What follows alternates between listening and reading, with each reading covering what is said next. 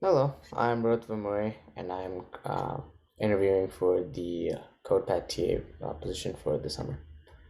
So let's go ahead and get right into it. Um, so I'm interested in being a TA with CodePath because I love to help solve problems, work with students that want to better themselves and produce efficient solutions. I want to help guide students in their technical work, career planning, how to approach different situations, etc. Being a TA means that I would also be able to expand my own knowledge as well on a wide variety of topics within a specific field. After taking the iOS course with CodePath, I was very impressed by the knowledge of the mentors and the TAs, which inspired me to try to become a TA for CodePath. I have work experience being a coding instructor. I've been a TA for multiple classes during high school as well. My goal is to improve the students' understanding of the material and apply those skills in the real world. Seeing students succeed in the real world, gaining those valuable experiences, is why I want to become a TA for CodePath. So, different students at different skill levels can have their needs met by understanding their behavior and how they go about solving a problem. One must understand how they use their logic. Based on this, you can get to know what their skill level is in that subject. You must also understand what their needs are beforehand. And once knowing all that information, you should be encouraging and patient with the student and get to know what they're struggling with. You can then provide steps on how to better solve their problem and give constructive feedback on their work. Being patient and understanding of the student is really crucial to meeting their needs because then they'll be encouraged to seek help if they need it. If I don't know an answer to a question, I will always research on how to solve that question or provide the correct steps to solving that problem and get back to student as quickly as possible. On the spot, I would always provide the correct resources to students so that they can at least try to better solve the problems themselves as the worst case scenario. And even if I do not know the exact answer to a question, I'll always give an outline or procedure on how to approach the problem. Giving the correct logic and structure is significant because the student can then better understand what to do and try solving it themselves. It's important in these one-on-one sessions. It's important to talk about how that student is feeling and understand how well each student is doing during the course of the program. It's beneficial to see how the student is progressing and how they feel about the program itself.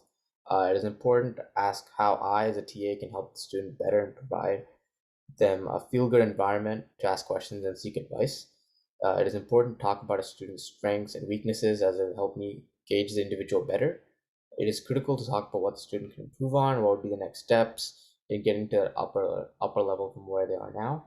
Lastly, it would be a really good idea to talk about what the student is passionate about the program or in general computer science, and just give them a space to speak about it.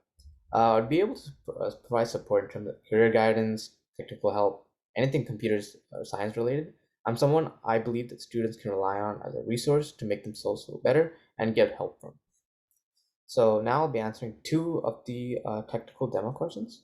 So, um, so the relationship between React, Node, Express, and PostgreSQL. Let's talk about React first. React is a free open source front-end JavaScript library for building UI components. Node.js, open source, cross-platform backend JavaScript environment that runs on a V8 engine, just basically executes the JavaScript code outside the browser.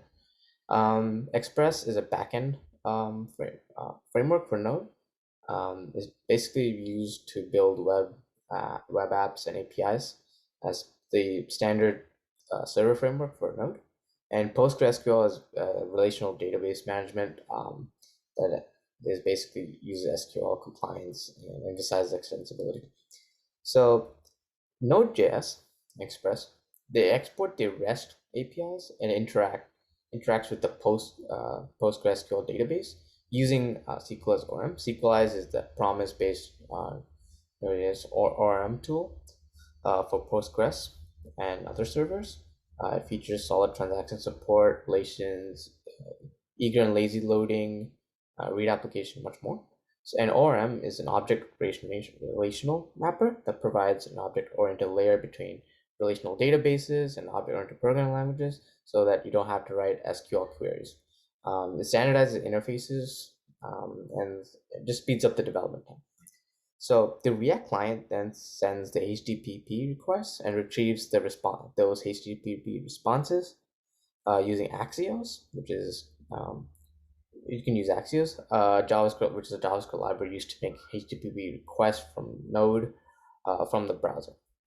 So the data on the components, and the React router then it would be used to navigate those pages. So let's go ahead and look at what that actually looks like, right? So I'll just be sharing the screen. So let's go ahead and just share my screen right here. This should be it. Yes. Okay, great.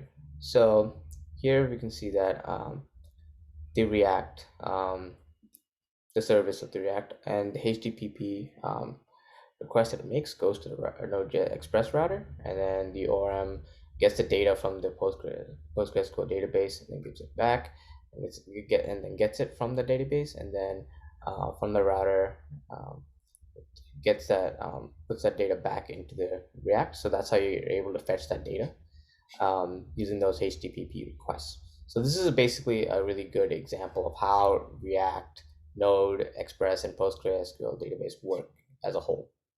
And so now I'll be answering the mobile iOS question. So let's go ahead and look into that. I'll be sharing my screen again here. Let's take a look at this. Okay. So in essence, to basically create a segue from one view controller to navigate and pass a string to another view controller, you can go ahead and look at the main and just control, if you're on a Mac, control, click from this button and just put it into another view controller here. And then you want to press show, and that'll be a show seg here. And I just do the same thing for this go back here. And then let's go ahead and look at code and how to actually pass data from this view controller to this view controller. So here, so we have our labels and our text fields. So now we have this button press, and we want to perform a segment with identifiers. We just send data forwards is the identifier of that seg of this seg right here, highlighted in blue, and then we just go ahead and prepare. Is a function that is created. Prepare storyboard seg. And then if it has that identifier send data forwards, we want to go ahead and put a second view controller, and we want to put that destination as that view controller 2, which would be the second view controller, and then the data would be from the text field. That's right. And then we're just basically we want to send that data over to view controller 2. So in here we'd have the label 2.text equals data. So that would make it get that information from the first view controller. So now let's go ahead and look at how we can use protocols and delegates. So protocol is basically just it's like interfaces in Java. It basically defines the blueprint of methods and properties that can be adopted by classes, and yeah, that would be pretty much it. So, and delegates are basically like objects connect to other objects that allows you to send messages instead of that other object changes. So they're basically just used as a pattern. Now let's go ahead and look at how to do that. So for this view controller 2, we have this protocol that can receive. We call it can receive. We pass the data back as a string, and so now we can use the pass data back button press, which is just the button from the second view controller. And we have this delegate right here that we've created here, which we use from can receive, right? And then we basically pass the data back from the text field up 2, and then we dismiss it, and then this is the navigation controller part where it pops it back up for the first one.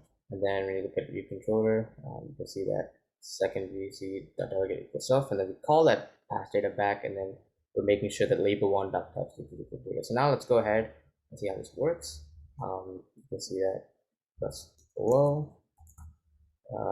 Next, so it goes here, and then we go hi there, and then we pass back. This is hi there. So yeah, that is it. That is how you that is basically how you leverage protocol and the delegate pattern to pass a string backwards to the previous view controller. So yeah, hope you guys enjoyed that. So this is again how it works. So just below here, it pops up here. So now hi there, and then pass it back. I'll just say hi there. It says again pop. Yeah, go pop. So yeah, that's how it works. Yep. That's about it.